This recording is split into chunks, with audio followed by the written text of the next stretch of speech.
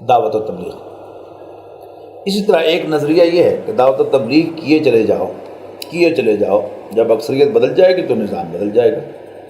نظری طور پر یہ بھی سیدھی اور منطقی بات نظر آتی ہے، اور ہمارے ہاں ایک بڑی عظیم تحریک اس نظریے کو بنیاد بنا کر چل رہی ہے۔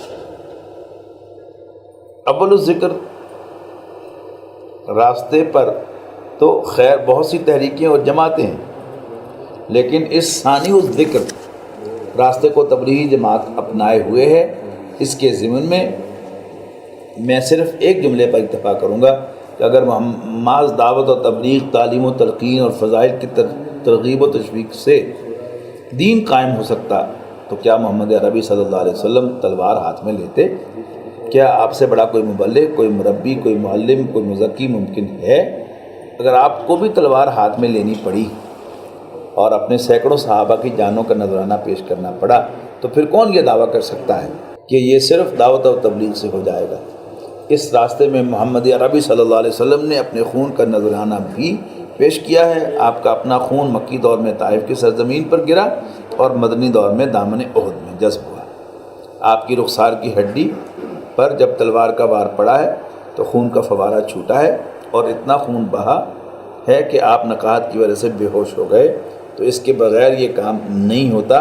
اگر صرف دعوت و تبلیغ و تلقین و تشویق سے یہ کام ہو سکتا تو میں دعوے سے کہتا ہوں کہ رحمت للعالمین صلی اللہ علیہ وسلم اپنے کسی جانثار صحابی کا خون تو کجا، کسی کافر کے خون کا ایک قطرہ بھی زمین پر نہ گرنے دیتے۔ دعوت و تبلیغ کی اہمیت اپنی جگہ ہے۔ دعوت و تبلیغ سے آپ لوگوں کو جمع کیجئے، سلیم الفطرت لوگوں کو کھینچیے۔ انقلاب کے لیے پہلا ہتھیار واقعتاً دعوت و تبلیغ ہی ہے، لیکن جو لوگ اس کے ذریعے سے آ جائیں انہیں پھر منظم کیجئے، ان دھاگوں کو بٹ کر کوڑا بنائیے اور پھر وہ کوڑا باطل کے سر پر دے ماریے۔ بفاوائے قرآنی بل نقذف بالحق علی الباطل فیدمغہ، سورۃ الانبیاء آیت نمبر 18 کا ٹکڑا ہے، جس میں فرمایا گیا ہے کہ ہم حق کا کوڑا مارتے ہیں باطل کے اوپر جو اس کا بھیجا نکال دیتا ہے۔ چنانچہ پہلے کوڑا بناؤ جیسے محمد عربی صلی اللہ علیہ وسلم نے کوڑا بنایا۔ جس طرح ایک پرندہ گھونسلہ بناتا ہے تو ایک ایک تنکا لے کر آتا ہے، اسی طرح حضور صلی اللہ علیہ وسلم نے افراد کو جمع کیا۔ 10 برس میں تو حضور صلی اللہ علیہ وسلم کے پاس بمشکل 100 آدمی جمع ہوئے تھے۔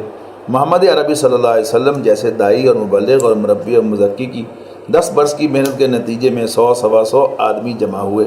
اس کے بعد پھر راستے کھلے، جو آپ کے دامن سے وابستہ ہوئے انہیں پھر جوڑا ہے، بنیاد بیعت لی ہے، مربوط بنایا ہے، منظم کیا ہے، ان کی تربیت کی ہے، مسلح تصادم کے مرحلے سے پہلے انہیں صبر محض کے مرحلے سے گزارا ہے۔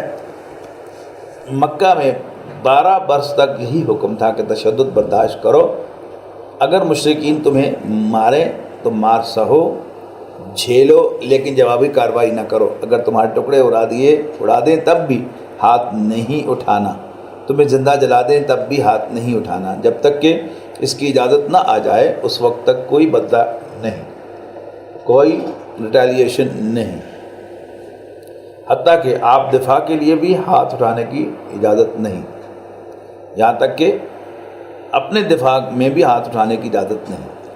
اسی کو اقبال نے کہا ہے کہ بانشہ درویشی در ساز و دماتم زن، دعوت دیے جاؤ، تبلیغ کیے جاؤ، اپنی تربیت اور تزکیہ کرتے جاؤ، اپنی نظم